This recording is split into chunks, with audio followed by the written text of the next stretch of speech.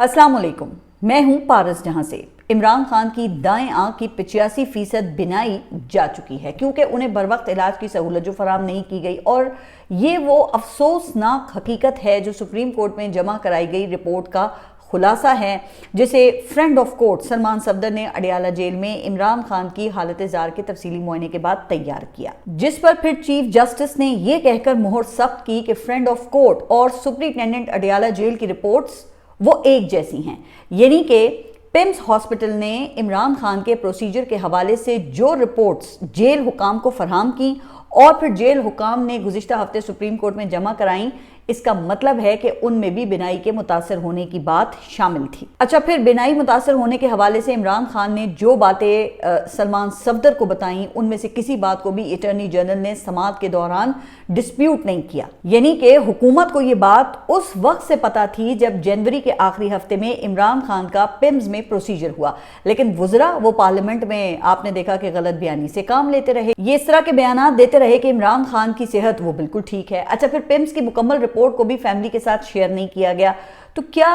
ये सब इत्तेफाक था? तो अब ये भी कहा जा रहा है कि सलमान सफदर की रिपोर्ट भी अदालत में पेश होने से पहले ही वो हुकूमत के पास पहुंच चुकी थी, लिहाजा जो हकाइक हमारे सामने हैं उससे तो बज़ाहिर फिर यही लगता है कि हुकूमत ने इस इंफॉर्मेशन को जानबूझकर छुपाया ताकि मुजरिमाना गफलत पे पर्दा डाला जाए। तो फिर ये सवाल भी पैदा होता है ना कि क्या फिर अदालत को इस सूरत हाल को डिफ्यूज करने के लिए इस्तेमाल किया गया, और सिर्फ अदालत को ही नहीं बल्कि ऑपोजिशन को भी बड़ी चालाकी से इस्तेमाल किया गया। अब इस सब की तफसीलात मैं अभी इसी व्लॉग में आपके सामने रखूंगी कि किस किस ने क्या किरदार अदा किया, लेकिन इब्तिदा में उन जज्बाती मनाजिर का जिक्र करना भी ज़रूरी है ना जो गुज़िश्ता रोज़ उस वक्त सामने आए जब अलीमा खान इस तकलीफ दे हकीकत पर बात कर रही थी। तो आपने देखा कि उनकी आंखों में आंसू रवा थे और आवाज़ नाहमवार हो रही थी। अब भाई जाहिर है ना कि भाई की बिनाई ज़ाया होने का तसव्वुर करके कोई भी बहन ऐसा ही रद्द अमल देगी, और फिर ये भी वाज़ेह नज़र आ रहा हो कि ये हादसा फितरी तौर पर रोनुमा नहीं हुआ बल्कि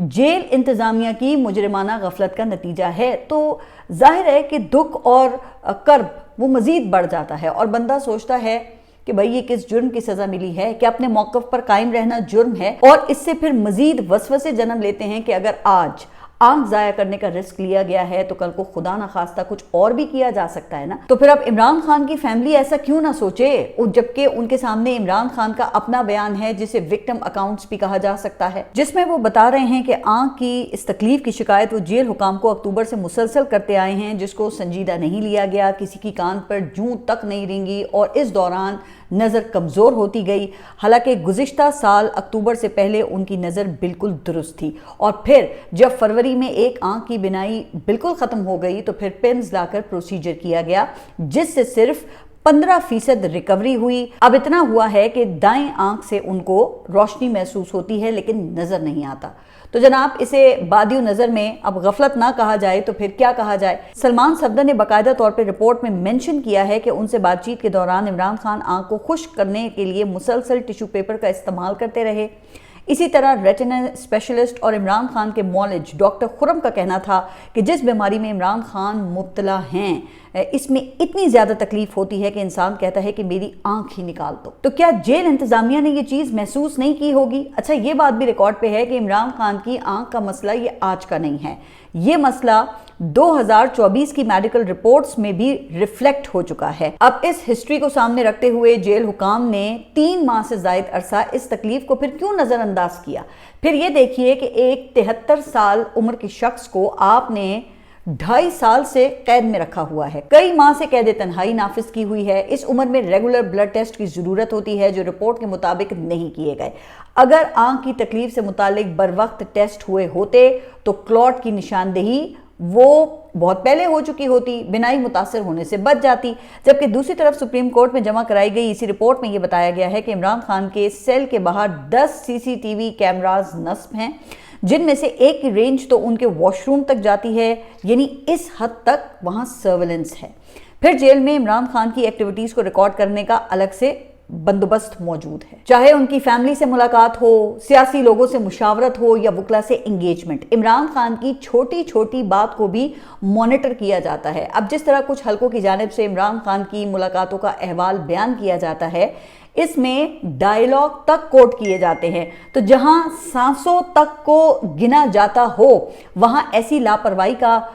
پھر کیا مطلب ہے؟ اب ایک طرف اس لیول کی سرویلنس اور ویجیلنس، اور دوسری طرف صحت کے معاملے میں ایسی سنگین نیگلیجنس، اس کی تو پھر ظاہر ہے کہ دو فطری وجوہات سمجھ میں آتی ہے نا، یا تو جیل حکام کی اپنی آنکھیں خراب ہیں یا پھر نیت خراب ہے۔ اب تعین وہ پلیز آپ خود ہی کر لیں۔ سپریم کورٹ کی جس مداخلت کو احسان عظیم بنا کر پیش کیا جا رہا ہے، اس سپریم کورٹ نے اس حوالے سے کوئی رائے نہیں دی ہے۔ البتہ عمران خان نے تعین کر لیا ہے، جی ہاں، عمران خان نے اڈیالہ کے سابق جیلر کے خلاف کارروائی کے لیے عدالت سے رجوع کرنے کی ہدایات دے دی ہیں، جس کے مطابق اب سلمان اکرم راجہ نے عبدالغفور انجم کے خلاف کرمنل کیس دائر کرنے کا اعلان کیا ہے۔ تو اب جو حقائق عمران خان نے سامنے رکھے ہیں، اس کے بعد ایسی کارروائی انیشیٹ نہ کرنا نہ صرف عمران خان بلکہ کسی بھی قیدی کے ساتھ زیادتی ہوگی، کیونکہ اگر عمران خان جیسا مقبول رہنما اگر ان کے ساتھ یہ سلوک ہو سکتا ہے تو پھر تو کل تو کسی کے ساتھ بھی ہو سکتا ہے نا۔ تو ذرا آپ اندازہ کریں کہ عمران خان یہ بتا رہے ہیں کہ اکتوبر میں آنکھ کا مسئلہ شروع ہوا، نومبر میں تکلیف نمایاں ہوئی اور وہ پھر بڑھتی گئی، پھر دسمبر کے آخر تک دائیں آنکھ کی بینائی مکمل طور پہ ختم ہو گئی اور انتظامیہ سوئی رہی۔ اچھا، یہ وہی عرصہ ہے جب عمران خان کی ملاقاتوں پر پابندی لگائی گئی اور کسی کو بھی ان سے ملنے نہیں دیا گیا، اور عدالت کی مداخلت پر اب سلمان صفدر حالت زار معلوم کرنے گئے، اور اس دوران جیل کا جنرل فزیشین آنکھوں کے عام قطروں سے علاج کرتا رہا، کسی اسپیشلسٹ کو نہیں دکھایا گیا، باوجود اس کے کہ عمران خان یہ کہتے رہے کہ تکلیف میں کمی نہیں ہو رہی ہے۔ اچھا، پھر جب صورتحال ان کی بگڑی تو جیلر عبدالغفور انجم کو ہی 16 جنوری کو ٹرانسفر کر دیا گیا۔ پھر جب نیا جیلر آیا تو اس نے مزید 10 دن ضائع کیے اور 26 جنوری کو پیمز ہاسپٹل کے ڈاکٹر عارف کو بلایا گیا، پھر جن کی پرزور سفارش پر عمران خان کو ہاسپٹل لایا گیا، جہاں ان کی آنکھ میں ایک کلاٹ کی نشاندہی کی گئی جس کے لیے انجیکشن دیا گیا، مگر ان کی بینائی بحال نہیں ہوئی۔ جب یہ سب ہو گیا تو پھر بھی کسی ریٹنا اسپیشلسٹ سے رجوع نہیں کیا گیا جس کی اسپیشلٹی میں یہ بیماری شامل ہے۔ اب پیمز میں تو کوئی ایسا ڈاکٹر دستیاب ہی نہیں ہے۔ کہا جاتا ہے کہ اسلام آباد میں شفا انٹرنیشنل ہاسپٹل میں 2 ایسے سینئر ڈاکٹرز ہیں جن کے نام پاکستان تحریک انصاف نے سپریم کورٹ میں تجویز کیے تھے، لیکن مجھے حیرانی ہوئی کہ چیف جسٹس نے نہ تو ذاتی معالجین سے معائنے کی درخواست پر کوئی حکم دیا اور نہ ہی ریٹنا اسپیشلسٹ کو دکھانے کا معاملہ انہوں نے ٹچ کیا۔ البتہ سپریم کورٹ نے حکومت کو ماہر ڈاکٹرز کی ٹیم تشکیل دے کر مکمل معائنے کا حکم جاری کیا ہے۔ اب کیا حکومت پاکستان تحریک انصاف کے تجویز کردہ ڈاکٹرز کو اس ٹیم میں شامل کرے گی؟ یہ تو پھر دیکھنا ہی ہوگا نا، لیکن حکومت کی باتوں سے تو فی الحال ایسا کوئی ارادہ تو دکھائی نہیں دیتا ہے۔ اب حکومت اس پیش رفت پر کیا کہہ رہی ہے تو یہ ایک اور سنگین مذاق ہے جس پر میں ابھی آگے چل کر بات کرتی ہوں، لیکن جہاں عمران خان نے اپنے خلاف ہونے والے اس جرم کی FIR عبدالغفور انجم کے خلاف درج کروائی ہے، وہیں پر علیمہ خان نے بھی اس لسٹ میں ایک اضافہ کیا ہے۔ انہوں نے اسلام آباد ہائی کورٹ کو بھی شریک جرم ٹھہرایا۔ اس حوالے سے سلمان اکرم راجہ کا کہنا ہے کہ جس عرصے میں عمران خان کے ساتھ جیل میں یہ سلوک ہو رہا تھا اس دوران متعدد بار اسلام آباد ہائی کورٹ کے چیف جسٹس سے رجوع کیا گیا، انہیں صورتحال کی سنگینی سے آگاہ کرنے کی کوشش کی گئی، متعدد درخواستیں دائر کی گئیں، لیکن کوئی سنوائی نہیں ہوئی۔ اچھا، اس بات کی تائید پھر سلمان صفدر نے بھی کی ہے۔ ان کا کہنا تھا کہ جو واقعہ عمران خان کے ساتھ پیش آیا اس کی وجہ یہی تھی کہ گزشتہ 1 سال سے عمران خان کے معاملے پر اسلام آباد ہائی کورٹ نان فنکشنل ہے۔ ظاہر ہے، پھر جس کا مطلب یہ ہے کہ ان کی کوئی پٹیشن سماعت کے لیے مقرر نہیں ہوئی، جبکہ صرف القادر کیس کی اپیل مقرر کروانے کے لیے 5 بار ہائی کورٹ سے رجوع کیا گیا، مختلف درخواستیں اور پٹیشنز ڈالی گئیں، لیکن کسی کو بھی فائل نمبر نہیں لگا۔ اب سلمان صفدر کے مطابق حالات کو اس حد تک مشکل بنایا گیا کہ پٹیشنز کے لیے وکالت ناموں پر دستخط کرانا مسئلہ بن گیا۔ ظاہر ہے کہ رسائی جو نہیں دی جاتی تھی۔ اچھا، گزشتہ روز جب سلمان صفدر یہ تفصیلات ساری میڈیا کو بتا رہے تھے تو اس وقت میری نظر سے جنگ اخبار کے فرنٹ پیج پر ایک 2 کالمی خبر گزری جسے ایک باکس میں شائع کیا گیا تھا۔ اس کی ہیڈ لائن ہے کہ اسلام آباد ہائی کورٹ کے چیف جسٹس کا 1 سال انقلابی اقدامات، جس کی بائی لائن میں پھر یہ کہا گیا کہ جسٹس ڈوگر کے دور میں 10,000 مقدمات نمٹائے گئے، عدالتی اصلاحات سے عدالتی کارکردگی میں بہتری آئی جس نے نظام انصاف پر عوامی اعتماد کے فروغ میں اہم کردار ادا کیا۔ ماشاءاللہ، اللہ نظر بد سے بچائے۔ اب چیف جسٹس نے جو کردار ادا کیا وہ تو کیا، لیکن اعلیٰ صحافت کے فروغ میں جو کردار ہمارا یہ میڈیا ادا کر رہا ہے نا، اس پر منیر نیازی ہی گرفت کر سکتے ہیں۔ وہ کہتے ہیں کہ کوئی حد نہیں کمال کی، کوئی حد نہیں جمال کی، وہی کرب و دور کی منزلیں، وہی شام خواب و خیال کی۔ اب خیر یہ تو ایک اخباری لطیفہ تھا، لیکن چیف جسٹس اسلام آباد ہائی کورٹ کے کنڈکٹ سے عدلیہ پر عوامی اعتماد میں کتنا اضافہ ہوا ہے، یہ تو پھر آپ نے ہی مجھے اپنے کامنٹس میں بتانا ہے۔ بہرحال اب سلمان صفدر نے اعلان یہ کیا ہے کہ آئندہ 2 دن میں ان کی جانب سے اسلام آباد ہائی کورٹ میں عمران خان اور بشرا بی بی کے تمام کیسز کو میڈیکل گراؤنڈز پر فکس کرنے کی پٹیشن دائر کی جائے گی۔ البتہ انہوں نے یہاں پر ایک بات کی خاص طور پہ وضاحت کی ہے، اور وہ یہ ہے کہ ان پٹیشنز کے ذریعے میڈیکل گراؤنڈز پر رہائی نہیں مانگی جائے گی، یعنی کہ میڈیکل گراؤنڈز کو صرف اپیلیں فکس کروانے کے لیے استعمال کیا جائے گا، جبکہ رہائی کے لیے میرٹ پر کیس لڑا جائے گا، اور بالکل وہ کہتے ہیں اسی طرح ریلیف لیا جائے گا جس طرح سائفر، عدت اور دیگر کیسز میں لیا گیا ہے۔ اب یہ ایک ظاہر ہے کہ ایک بڑی پیش رفت ہے۔ دیکھنا یہ ہے کہ عمران خان کی صحت کے حوالے سے نئے حقائق آنے کے بعد اسلام آباد ہائی کورٹ کا اب کیا کردار پھر سامنے آتا ہے، لیکن بات چونکہ ذمہ داری کی ہو رہی تھی تو عمران خان کے وکیل سے پھر یہ سوال بھی ہوا کہ کیا آپ حکومت کو ذمہ دار نہیں ٹھہرائیں گے، تو اس پر سلمان صفدر کا کہنا یہ تھا کہ ہم سٹیپ بائی سٹیپ چلیں گے۔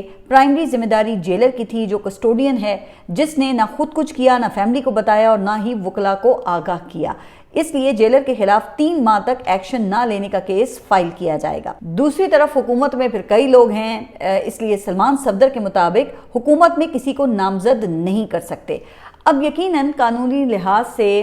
وہ درست ہی کہہ رہے ہوں گے، لیکن سیاسی ذمہ داری بھی تو کوئی چیز ہوتی ہے نا۔ اگر دیکھا جائے تو جیل تو پنجاب کی حدود میں آتی ہے، جیل حکام پنجاب حکومت کے ماتحت ہیں، تو کیا وزیر اعلیٰ پنجاب اس ذمہ داری سے پھر بچ سکتی ہیں؟ اچھا، پھر اسی طرح جس کیس میں عمران خان قید کاٹ رہے ہیں وہ یہ فیڈرل گورنمنٹ کا بنایا ہوا ہے، اس لحاظ سے تو وزیر اعظم بھی ذمہ داری سے نہیں بچ سکتے۔ اب ایسا ہی معاملہ میاں محمد نواز شریف کا تھا جب اسلام آباد ہائی کورٹ نے اس وقت کے وزیر اعظم عمران خان سے میاں نواز شریف کی زندگی کی ضمانت مانگ لی تھی، جبکہ یہی مریم نواز اور شہباز شریف کہتے تھے کہ اگر میاں نواز شریف کو کچھ ہوا تو ذمہ دار عمران خان ہوں گے۔ تو آج اس اصول کے تحت پھر عمران خان کی آنکھ ضائع کرنے کا کون ذمہ دار ہوا؟ لیکن آج آپ لوگ دیکھ رہے ہیں نا کہ یہ لوگ صرف ذمہ داری کو شفٹ کرنے پر لگے ہوئے ہیں۔ اب گزشتہ روز میں طلال چودھری کو سن رہی تھی جو یہ فرما رہے تھے کہ رپورٹ میں جو کچھ کہا گیا ہے اس سے ثابت ہوتا ہے کہ حکومت نے اپنی ذمہ داری پوری کی۔ تو وہ کون سی ذمہ داری؟ تو اس حوالے سے انہوں نے رہائشی سہولیات، کھانا پینا اور سیکیورٹی کا ذکر کیا۔ حالانکہ عمران خان نے تو اپنے لیے کوئی فرمائشی پروگرام ہی نہیں چلایا۔ ان کا کہنا تھا کہ مجھے جیل کی پابندیوں اور مجبوریوں کا احساس ہے، اس لیے میں نے اپنی جو ضروریات ہیں ان کو محدود کر دیا ہے، لہٰذا میں زندہ رہنے کے لیے بنیادی ضروریات سے زیادہ کی توقع ہی نہیں کرتا۔ لیکن اس حوالے سے آپ نے دیکھا ہوگا کہ یہ کتنا پروپیگنڈا کیا گیا۔ یاد ہے وہ انجینئر علی مرزا، اس سے گواہیاں دلوائی گئیں جس میں وہ دیسی گھی کے تڑکے لگا کر ایک مخصوص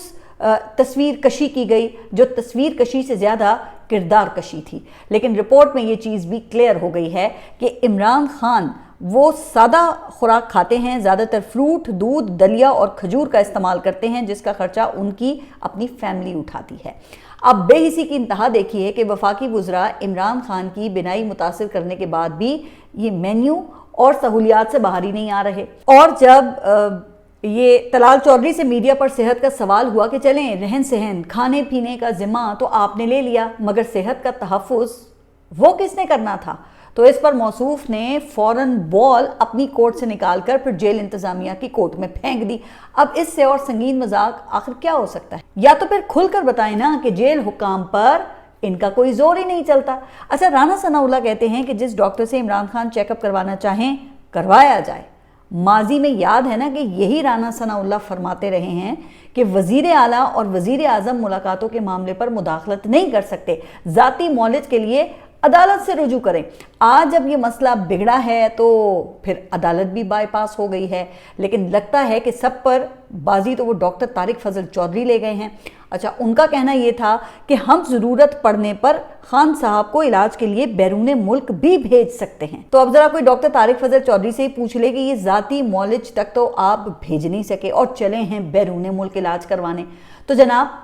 اب ایسے کام نہیں چلے گا، چونکہ جو بات مسلم لیگ نون کے اپنے لوگوں کو ہضم نہیں ہو رہی نا، وہ کوئی دوسرا کیوں مانے گا؟ آپ ذرا خواجہ سعد رفیق کے ٹویٹ کو ہی لے لیں۔ وہ یہ کہتے ہیں کہ اصولاً عمران خان کے اہل خانہ یا پارٹی کو سپریم کورٹ تک جانے کی ضرورت ہی نہیں پڑنا چاہیے تھی۔ یہ حکومت اور ریاستی اداروں کی ذمہ داری ہے کہ وہ عمران خان کی میڈیکل رپورٹس کی بنیاد پر سرکاری موقف جاری کریں، فیملی سے ملاقات کروائیں، مرضی کے ڈاکٹرز تک رسائی اور بہترین علاج کے لیے ہر ممکن اقدامات اٹھائیں۔ لیکن حکومت تو گزشتہ روز ایوان صدر میں پائی گئی، جہاں ایک اہم اجلاس ہوا جس میں نام کی حکومت کے نمائندے وزیر اعظم شہباز شریف، اسحاق ڈار اور وزیر قانون اور کام کی حکومت کے نمائندے محسن نقوی شریک تھے، جہاں کہا جاتا ہے کہ پاکستان پیپلز پارٹی اور نون لیگ کے درمیان ملک کے سیاسی و داخلی جو امور ہیں ان پہ تبادلہ خیال ہوا۔ اب پتہ نہیں کہ ایسی کون سی ارجنسی آ گئی تھی جس کے لیے وزیر اعظم اپنی کچن کابینہ کو ساتھ لے کر صدر مملکت کے پاس پہنچے۔ یقیناً اب پھنسے ہیں نا تو مشورے اور حمایت کے لیے ایوان صدر گئے ہیں، لہٰذا پاکستان پیپلز پارٹی بھی اس سارے معاملے سے لا تعلق نہیں رہ سکتی، اسے بھی اپنی پوزیشن واضح تو کرنی ہوگی۔ خیر، یہ تو ہو گیا معاملہ حکومت کا، جو کہا جا رہا ہے کہ اس معاملے کے اثرات سے